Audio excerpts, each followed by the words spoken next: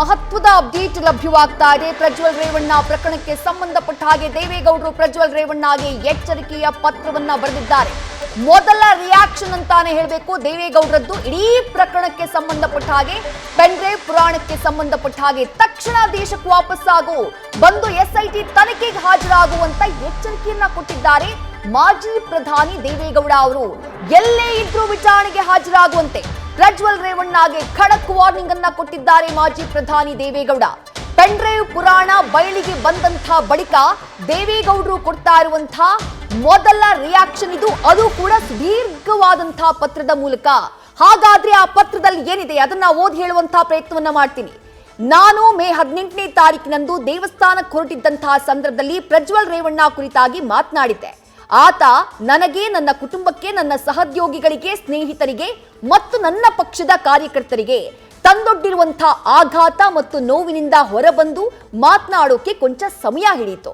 ನಾನು ಈಗಾಗಲೇ ಸ್ಪಷ್ಟಪಡಿಸಿರುವ ಹಾಗೆ ಕಾನೂನಿನ ಪ್ರಕಾರ ಅವನು ತಪ್ಪಿತಸ್ಥ ಎಂದಾದ್ರೆ ಅವನಿಗೆ ಅತ್ಯಂತ ಕಠಿಣ ಶಿಕ್ಷೆಯನ್ನ ವಿಧಿಸಬೇಕು. ನನ್ನ ಈ ನಿಲುವನ್ನ ನನ್ನ ಮಗ ಮತ್ತು ಕರ್ನಾಟಕದ ಮಾಜಿ ಮುಖ್ಯಮಂತ್ರಿ ಎಚ್.ಡಿ. ಕುಮಾರಸ್ವಾಮಿಯವರು ಹಗರಣ ಹೊರಬಿದ್ದ ಮೊದಲ ದಿನದಿಂದಾನೇ ಪ್ರತಿಪಾದಿಸಿದ್ದಾರೆ. ಈ ಕೆಲವು ವಾರಗಳಿಂದ ಜನ ನನ್ನ ಮತ್ತು ನನ್ನ ಕುಟುಂಬದವರ ಕುರಿತಾಗಿ ಅತ್ಯಂತ ಅವಹೇಳನಕಾರಿಯಾಗಿ ಮಾತನಾಡಿದ್ದಾರೆ. ಇದೆಲ್ಲವೂ ನನಗೆ ತಿಳಿದಿದೆ. ನಾನು ಅವರು ಮಾತನಾಡುವುದನ್ನ ನಿಲ್ಲಿಸುವ ಪ್ರಯತ್ನವನ್ನ ಮಾಡಲ್ಲ. ನಾನು ಅವರನ್ನ ಟೀಕೆ ಮಾಡೋಕ್ಕೂ ಹೋಗಲ್ಲ. ಈ ಹಗರಣ ಎಲ್ಲ ಸತ್ಯಾಂಶಗಳು ಹೊರ ಬರುವವರೆಗೂ ಅವರು ತಾಳ್ಮೆಯಿಂದ ಕಾಯ್ಬೇಕಿತ್ತು ಅಂತ ನಾನು ಅವ್ರ ಜೊತೆ ವಾದಕ್ಕೂ ಇಳಿಯಲ್ಲ. ಪ್ರಜ್ವಲ್ನ ಚಟುವಟಿಕೆಗಳ ಬಗ್ಗೆ ನನಗೆ ಯಾವುದೇ ಮಾಹಿತಿ ಇರಲಿಲ್ಲ ಅಂತ ನಾನು ಅವರಿಗೆ ಮನವರಿಕೆ ಮಾಡಿಕೊಡೋಕ್ ಸಾಧ್ಯ ಇಲ್ಲ. ಅವನನ್ನ ರಕ್ಷಿಸುವಂತಹ ಯಾವುದೇ ಇರಾದೆಯೂ ನನಗಿಲ್ಲ.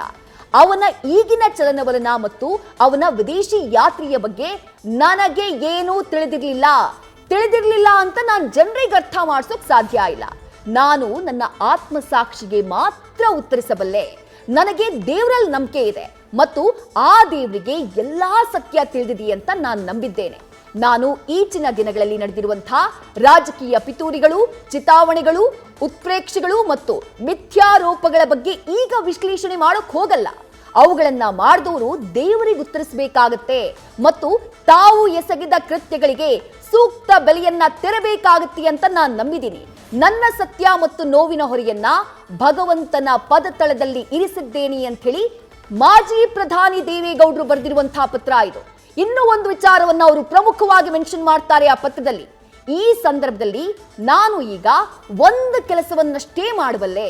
ಅದೇನು ಅಂದ್ರೆ ಪ್ರಜ್ವಲ್ ಎಲ್ಲಿದ್ರೂ ಬಂದು ಪೊಲೀಸರ ಮುಂದೆ ಶರಣಾಗಿ ವಿಚಾರಣೆಯನ್ನ ಎದುರಿಸಬೇಕು ಅಂತ ಯಾವುದೇ ಮುಲಾಜು ಮರ್ಜಿ ಇಲ್ಲದೆ ಹೇಳಬಲ್ಲೆ ಮತ್ತು ಹೇಳ್ತಾ ಇದ್ದೀನಿ. ಇದು ನಾನು ಅವನಿಗೆ ಕೊಡುತ್ತಿರುವಂತಹ ಎಚ್ಚರಿಕೆ ಅಂತ ಕೂಡ ತಿಳಿಬೇಕು.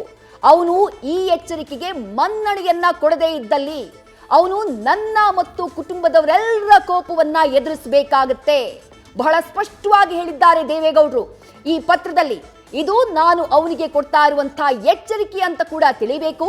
ಅವನು ಈ ಎಚ್ಚರಿಕೆಗೆ ಮನ್ನಣೆಯನ್ನ ಕೊಡದೇ ಇದ್ದಲ್ಲಿ ಅವನು ನನ್ನ ಮತ್ತು ಕುಟುಂಬದವರೆಲ್ಲರ ಕೋಪವನ್ನ ಎದುರಿಸಬೇಕಾಗತ್ತೆ. ಅವನು ಎಸಗಿದ್ದಾನೆ ಎನ್ನುವಂತಹ ತಪ್ಪುಗಳನ್ನ ತೀರ್ಮಾನಿಸೋಕೆ ಕಾನೂನಿದೆ.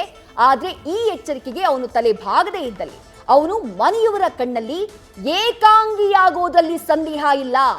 ನನ್ನ ಬಗ್ಗೆ ಅವನಿಗೆ ಏನಾದ್ರೂ ಗೌರವ ಇದ್ರೆ ಅವನು ಕೂಡಲೇ ಹಿಂದಿರುಗಿ ಬರಬೇಕು.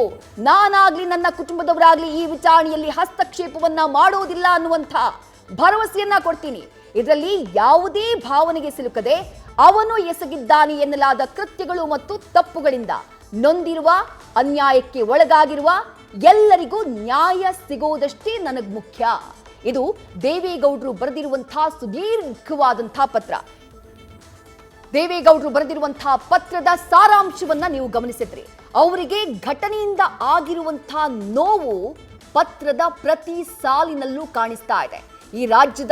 ಈ ದೇಶದ ಮಾಜಿ ಪ್ರಧಾನಿಗಳು, ರಾಜ್ಯದಲ್ಲಿ ಮುಖ್ಯಮಂತ್ರಿಯಾಗಿ ಆಡಳಿತವನ್ನ ಮಾಡಿದವರು, ಜೆಡಿಎಸ್ ಅನ್ನುವಂತಹ ಪಕ್ಷವನ್ನ ದೊಡ್ಡ ಮಟ್ಟಿಗೆ ಕಟ್ಟಿ ಬೆಳೆಸಿದಂತಹ ನಾಯಕ, ಅಂಥ ನಾಯಕನ ಮೊಮ್ಮಗನ ವಿರುದ್ಧ ಇಂಥದ್ದೊಂದು ಬಹಳ ಗಂಭೀರವಾದಂತಹ ಆರೋಪ ಕೇಳಿಬಂದಿರೋದು. ಇಡೀ ಪಕ್ಷಕ್ಕೆ ಈ ಪ್ರಕರಣದಿಂದ ಡ್ಯಾಮೇಜ್ ಆಗಿದೆ.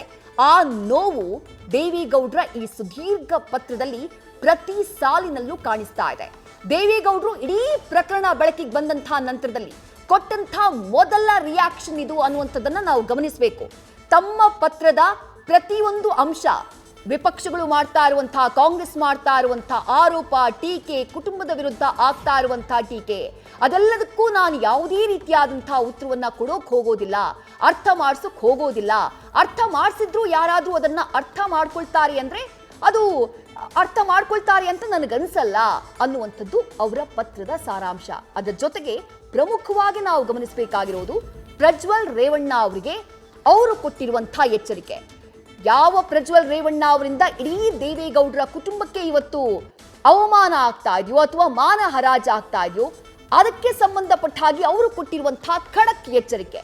ಎಲ್ಲೇ ಇದ್ರು ವಿಚಾರಣೆಗೆ ಬಂದು ಹಾಜರಾಗು ಅಂತ ಹೇಳಿ ನಾನು ಎಚ್ಚರಿಕೆಯನ್ನ ಕೊಡ್ತಾ ಇದ್ದೀನಿ. ಒಂದು ವೇಳೆ ನೀನು ಬರದೇ ಇದ್ರೆ ಇಡೀ ಕುಟುಂಬದವರ ಕಣ್ಣಿನಲ್ಲಿ ನೀನು ಏಕಾಂಗಿಯಾಗಬೇಕಾಗತ್ತೆ. ಅಂದ್ರೆ ತಮ್ಮ ಮೊಮ್ಮಗನನ್ನ, ಆರೋಪಿತ ಮೊಮ್ಮಗನನ್ನ ಇಡೀ ಕುಟುಂಬದಿಂದ ದೂರ ಇಡುವಂತಹ ಮಾತನ್ನ ಆಡಿದ್ದಾರೆ ಈ ಪತ್ರದಲ್ಲಿ ಮಾಜಿ ಪ್ರಧಾನಿ ಎಚ್.ಡಿ. ದೇವೇಗೌಡರು. ಜೊತೆಗೆ ಮತ್ತೊಂದು ವಿಚಾರವನ್ನ ಅವರು ಸ್ಪಷ್ಟಪಡಿಸ್ತಾರೆ. ನಾನಾಗ್ಲಿ ನನ್ನ ಕುಟುಂಬದವರಾಗ್ಲಿ ಈ ವಿಚಾರಣೆಯಲ್ಲಿ ಹಸ್ತಕ್ಷೇಪ ಮಾಡಲ್ಲ ಅನ್ನುವಂಥ ಭರವಸೆ ಕೊಡ್ತೀನಿ.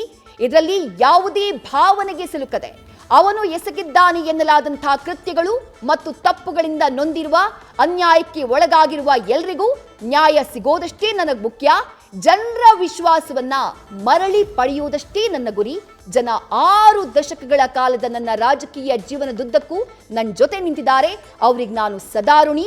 ನಾನು ಬದುಕಿರುವವರೆಗೂ ಅವರ ಹಿತದ ವಿರುದ್ಧ ನಡ್ಕೊಳ್ಳೋದಿಲ್ಲ ಅಂತ ಹೇಳಿ ಈ ಸುದೀರ್ಘ ಪತ್ರದಲ್ಲಿ ದೇವೇಗೌಡರು ತಿಳಿಸಿದ್ದಾರೆ.